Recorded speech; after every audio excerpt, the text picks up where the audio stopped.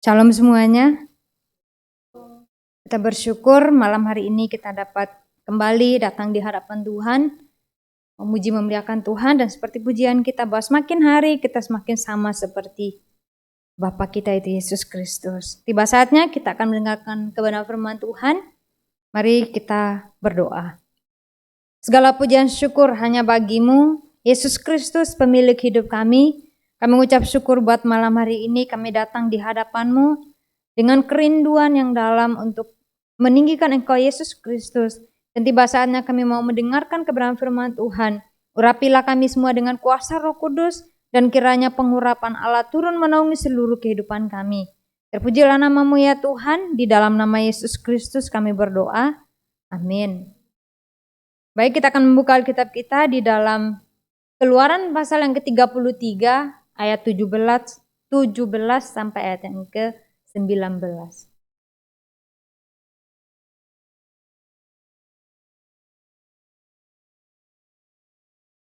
Keluaran pasal 33 ayat 17 sampai ayat yang ke-19.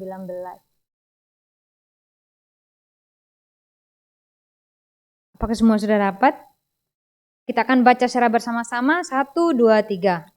Berfirmanlah Tuhan kepada Musa, juga hal yang telah kau katakan ini akan kulakukan karena engkau telah mendapat kasih karunia di hadapanku dan aku mengenal engkau. Tetapi jawabnya, perlihatkanlah kiranya kemuliaanmu kepadaku. Tetapi firman-Nya, aku akan melewatkan segenap kegemilanganku dari depanmu dan menyerukan nama Tuhan di depanmu. Aku akan memberi kasih karunia kepada siapa yang kuberi kasih karunia dan mengasihani siapa yang kukasihi. Amin.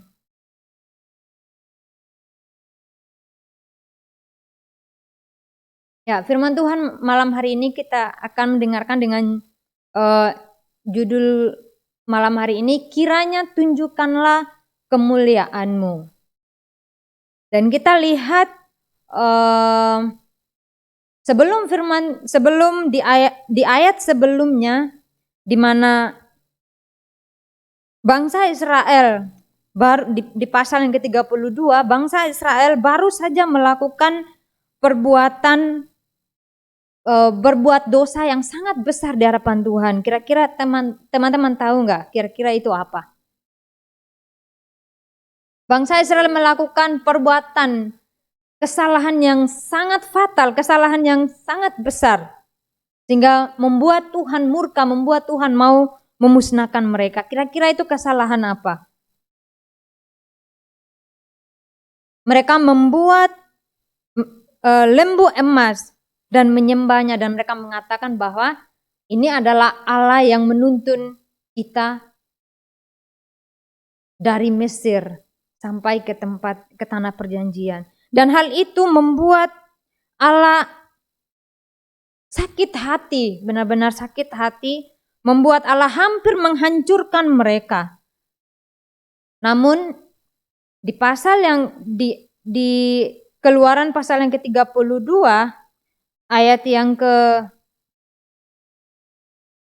sampai ayat ke-11, di mana Tuhan berfirman, oleh sebab itu biarkanlah aku supaya murkaku bangkit terhadap mereka dan aku akan membinasakan mereka, tetapi engkau akan kubuat menjadi bangsa yang besar. Lalu Musa mencoba melunakkan hati Tuhan Allahnya dengan berkata, mengapakah Tuhan murka? Mengapakah Tuhan murkamu bangkit terhadap umatmu yang telah kau bawa keluar dari tanah Mesir dengan kekuatan yang besar dan dengan tangan yang kuat?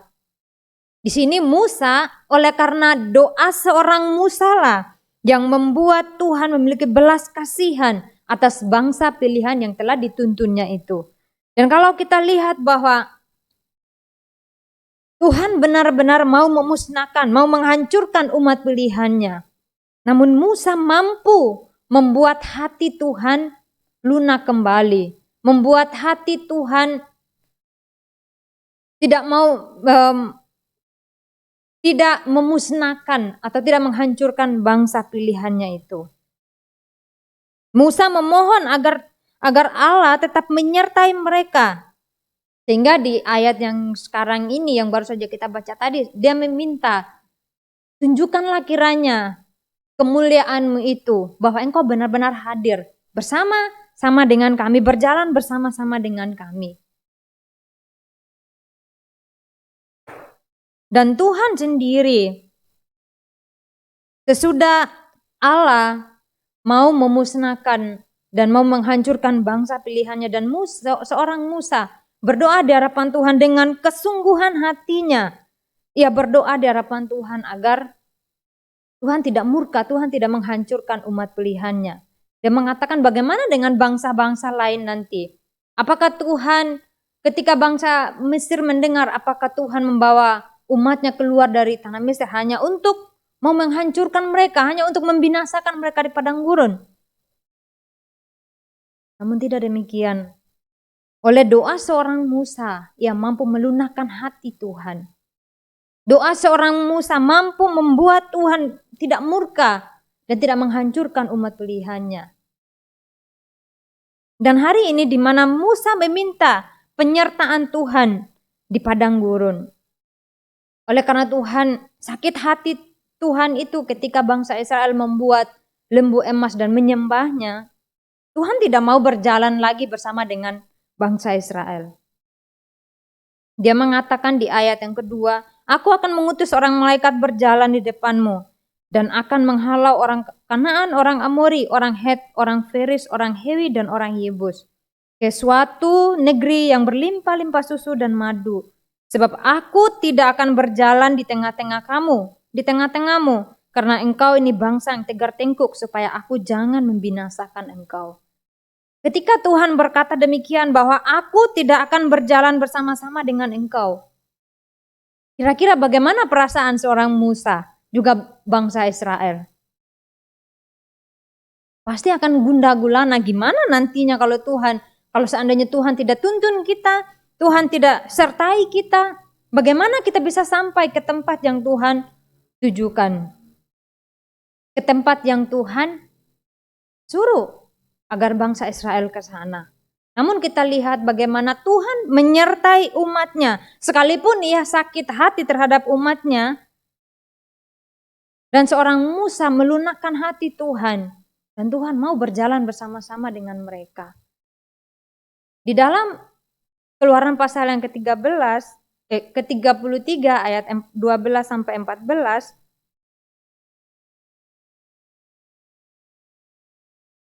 Di situ Musa berkata kepada Tuhan, memang engkau berfirman kepadaku, suruhlah bangsa ini berangkat, tetapi engkau tidak memberitahukan kepadaku siapa yang akan kau utus bersama-sama dengan aku. Namun demikian engkau berfirman, aku mengenal namamu, dan juga engkau mendapat kasih karunia di hadapanku. Ketika Tuhan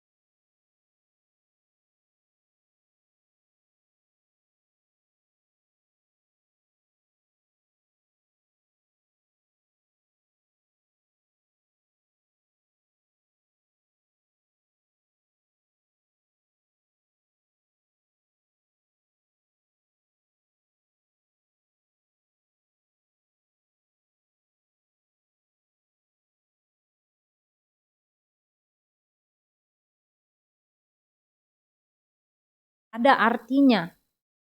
Karena kita adalah orang yang berdosa, orang yang mengikuti kehendak sendiri. Namun kita lihat bahwa penyertaan Tuhan begitu sangat sempurna bagi mereka yang benar-benar bergantung hanya kepada Tuhan. Di dalam Roma pasal 3 ayat 10 mengatakan bahwa seperti ada tertulis, tidak ada yang benar, seorang pun tidak. Kita orang yang tidak benar, kita orangnya yang melawan Tuhan, memberontak di hadapan Tuhan. Namun oleh kasih karunia, kita diselamatkan oleh Tuhan. Kita yang meninggalkan Tuhan, kita yang hidup di dalam kegelapan, dan tidak melihat terang. Namun oleh kasih karunia Allah, Dia telah memampukan kita dan membawa kita kembali kepadanya. Semua itu karena kasih karunia Tuhan, karena kasih Allah yang begitu besar di dalam kehidupan saya dan saudara. Ia memberikan janjinya bahwa di dalam Yohanes pasal 3 ayat 16 mengatakan bahwa karena begitu besar kasih Allah akan dunia ini, sehingga Ia telah mengaruniakan anaknya yang tunggal, supaya setiap orang yang percaya kepadanya tidak binasa melainkan beroleh hidup yang kekal. Karena begitu besar kasih Allah di dalam hidup saya dan saudara, oleh karena kasih karunia-Nya itulah yang membuat saya dan saudara bisa hidup sampai detik ini. Musa menyadari benar bahwa tanpa penyertaan Tuhan, tanpa Tuhan berjalan bersama dengan mereka, percuma ia berjalan, percuma ia menuntun bangsa Israel bawa mereka dari tanah Mesir hingga ke tempat tujuan tanpa ada Tuhan di tengah-tengah mereka. Pasti akan terjadi kekacauan, bangsa Israel akan semakin memberontak, dan pasti tidak karu-karuan di situ. Namun kita melihat bagaimana Tuhan, sekalipun ia sakit hati terhadap bangsanya yang tegar tengkuk, yaitu bangsa Israel, namun Dia tetap mau berjalan, tetap mau hadir di tengah-tengah mereka. Begitu juga dengan kasih-Nya yang besar itu, Dia mau datang ke dalam dunia untuk saya dan saudara. Bisa dipulihkan, bisa diselamatkan. Dan kita tanpa Tuhan, kita tidak ada apa-apanya. Firman yang tadi baru saja kita baca, bagaimana Musa meminta penyertaan Tuhan di dalam kehidupannya untuk bersama-sama dengan bangsanya untuk pergi ke tempat yang Tuhan tunjukkan. Mengapa kita harus memerlukan penyertaan Tuhan? Kenapa kita harus perlu berjalan bersama-sama dengan Tuhan? Kalau Musa memakai kekuatannya sendiri, begitu juga bangsa-bangsa, pasti dia tidak akan membutuhkan Tuhan juga. Namun kita melihat bagaimana, kenapa kita harus memerlukan Tuhan itu di tengah-tengah hidup kita. Kenapa kita harus perlu penyertaan Tuhan itu? Penyertaan dan kemuliaan Allah lebih penting daripada berkat jasmani. Tanpa penyertaan Tuhan segalanya akan menjadi sia-sia. Sama juga seperti yang Musa alami. Tanpa penyertaan Tuhan, dia tidak mau membawa bangsa Israel sendirian pergi ke tanah Kanaan.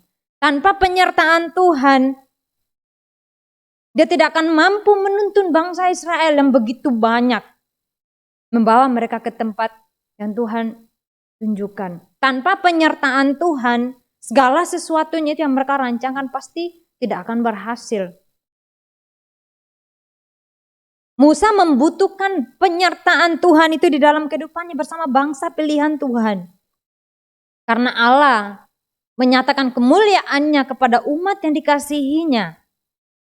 Kita dipanggil untuk hidup bergantung hanya pada hadirat dan anugerah Tuhan semata-mata. Ketika Tuhan mau menghancurkan bangsa Israel, ketika Tuhan mau memusnahkan mereka, keputusan seperti apa yang diambil oleh Musa? Dia datang berdoa sungguh-sungguh di hadapan Tuhan.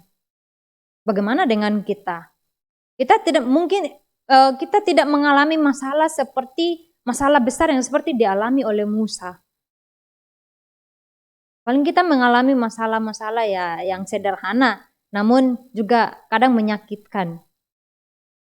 Namun ketika kita mengalami hal itu, keputusan apa yang kita ambil di hadapan Tuhan? Apakah kita tenggelam di dalam persoalan itu dan mau mengatakan bahwa saya bisa melewati ini sendirian tanpa Tuhan?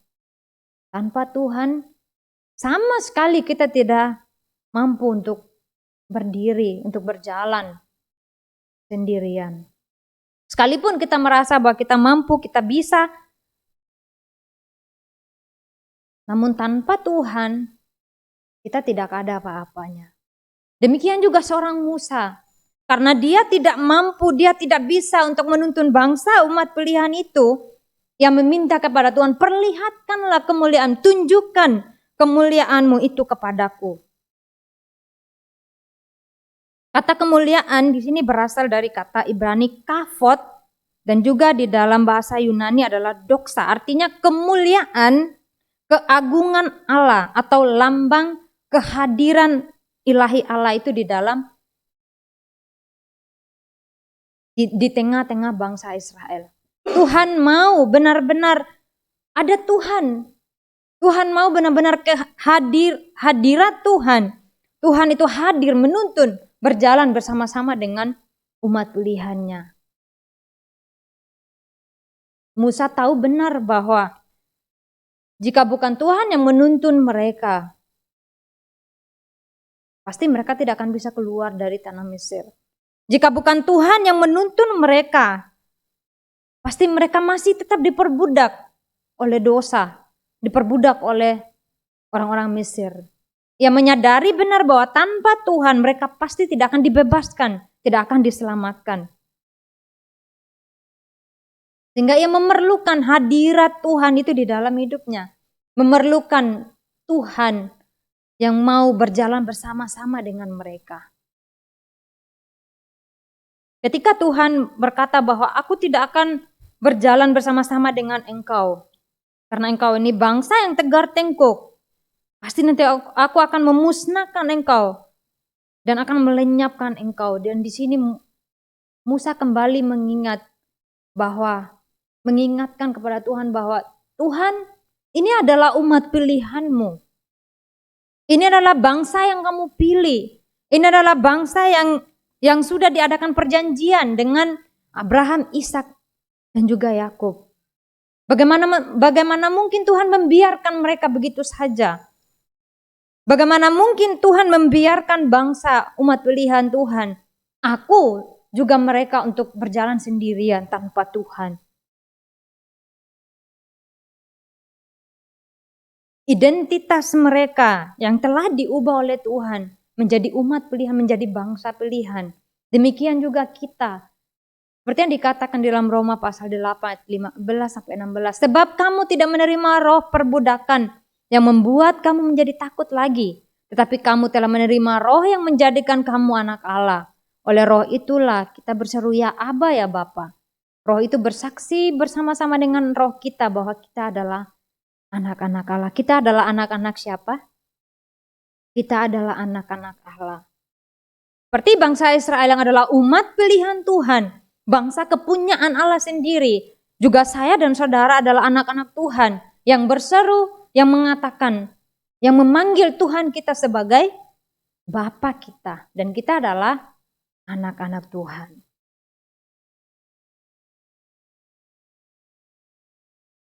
Dan ketika Musa berkata bahwa ini adalah bangsa pilihan Tuhan, Tuhan harus berjalan bersama-sama dengan kami. Tuhan tunjukkanlah kasih-Mu itu, kemuliaan-Mu itu kepadaku, kepada bangsa umat pilihan Tuhan. Dan perjanjian yang dipegang oleh Musa bahwa ketika Tuhan memanggil seorang Musa, ia mengatakan bahwa ketika Tuhan Musa berkata, aku ini bukan siapa-siapa Tuhan, aku tidak mampu berkata-kata, aku tidak mampu membawa umat pilihan Tuhan itu dari tanah Mesir. Dan di sini Tuhan mengatakan bahwa, bukankah aku menyertai engkau? Janji Tuhan bahwa ia akan menyertai Musa itulah yang Musa pegang di dalam kehidupannya. Sehingga ia benar-benar memerlukan penyertaan Tuhan itu bersama bangsa pilihan Tuhan. Musa memegang perjanjian Tuhan bahwa Tuhan sendiri yang akan menyertai umatnya, membawa mereka berjalan di tengah-tengah mereka. Sehingga di dalam Keluaran 33 ayat 14 di sini juga Tuhan berfirman, lalu ia berfirman, aku sendiri hendak membimbing engkau dan memberikan ketenteraman kepadamu. Aku sendiri, artinya bahwa Tuhan sendiri yang akan berjalan bersama-sama dengan mereka. Dan di ayat 17 tadi Tuhan berkata kepada Musa, juga hal yang telah kau katakan ini akan kulakukan karena engkau telah mendapat kasih karunia di hadapanku. Dan aku mengenal engkau. Tuhan benar-benar tahu siapa Musa. Tuhan benar-benar tahu siapa saya dan saudara. Kita adalah orang-orang pilihan Tuhan. Yang Tuhan telah pilih, yang Tuhan telah selamatkan. Dan sampai akhir hidup kita adalah orang-orang yang benar-benar hidup di dalam Tuhan. Tuhan meminta penyertaan Tuhan. Musa meminta penyertaan Tuhan untuk menyertai mereka, menuntun mereka, berjalan bersama-sama dengan mereka, hadir di tengah-tengah umat pilihannya, sampai ke tempat yang Tuhan tujukan. Ketika Tuhan mau memusnahkan, mau menghancurkan bangsa Israel, di situ Musa berdoa di hadapan Tuhan. Oleh permohonannya yang dengan kesungguhan hatinya, ia mampu melunakkan hati Tuhan. Beritahukanlah jalanmu kepadaku. Kasih tahu aku Tuhan bahwa engkau benar-benar mau berjalan bersama dengan kami. Tunjukkan kemuliaan-Mu bahwa engkau benar-benar hadir di tengah-tengah kami. Karena Musa tahu bahwa berjalan sendiri dia tidak akan mampu. Sehingga di dalam ayat yang ke-18 jawab Musa, perlihatkanlah kiranya kemuliaan-Mu kepadaku. Ketika ia berdoa, ia dengan kesungguhan hati, dengan sepenuh hati ia berdoa di hadapan Tuhan. Agar Tuhan benar-benar hadir di tengah mereka.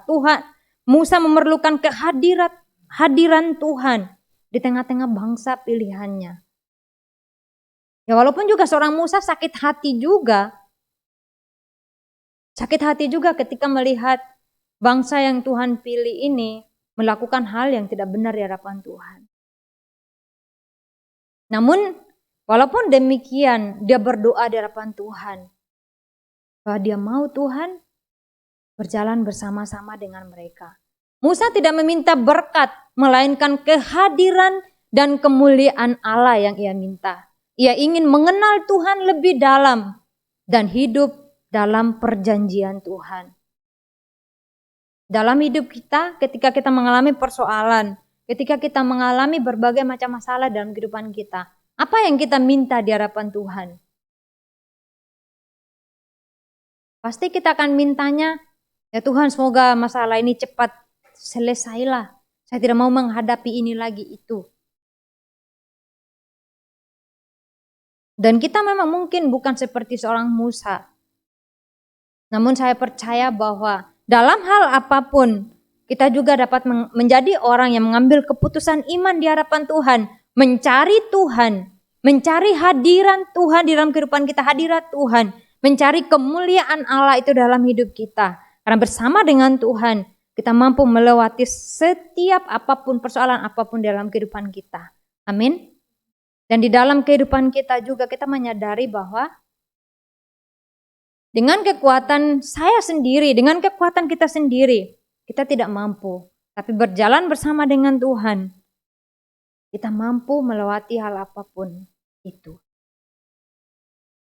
Dan kita adalah orang-orang yang membutuhkan Tuhan.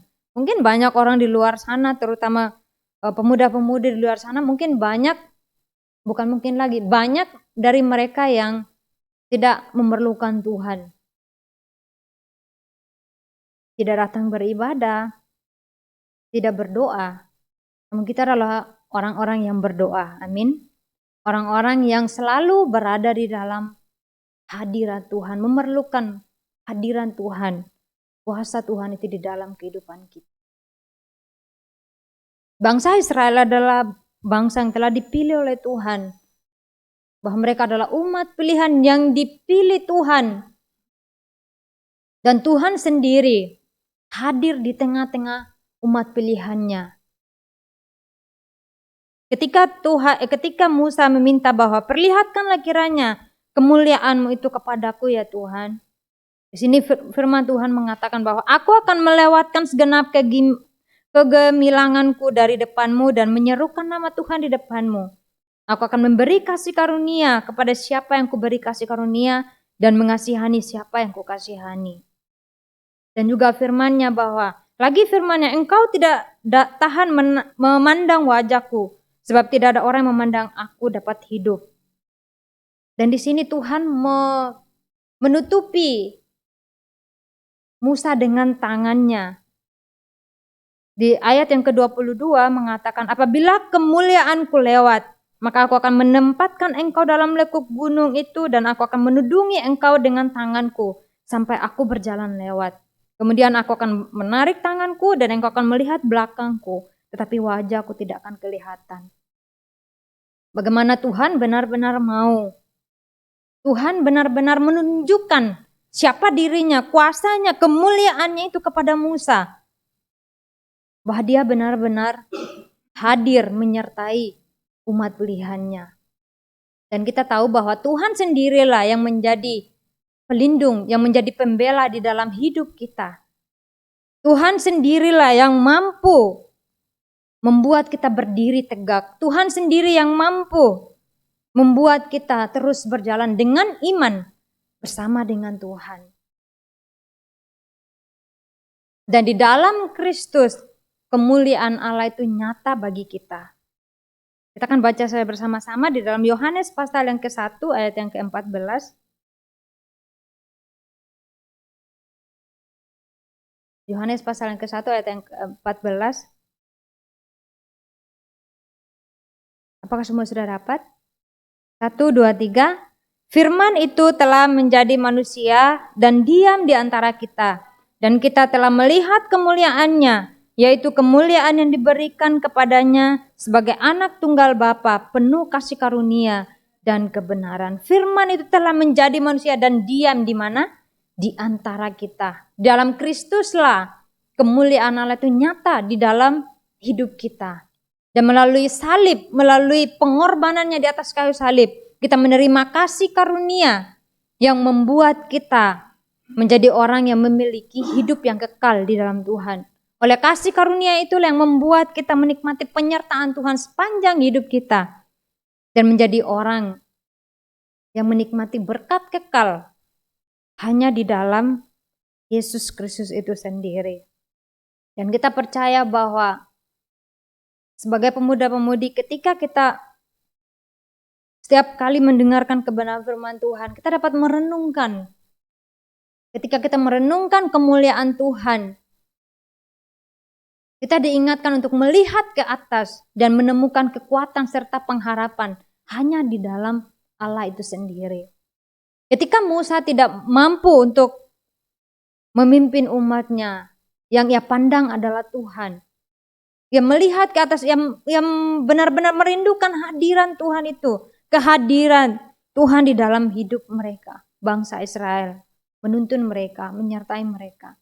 Juga kita sebagai pemuda-pemudi, hal apapun di dalam kehidupan kita, yang kita lihat adalah pandang Tuhan ke atas.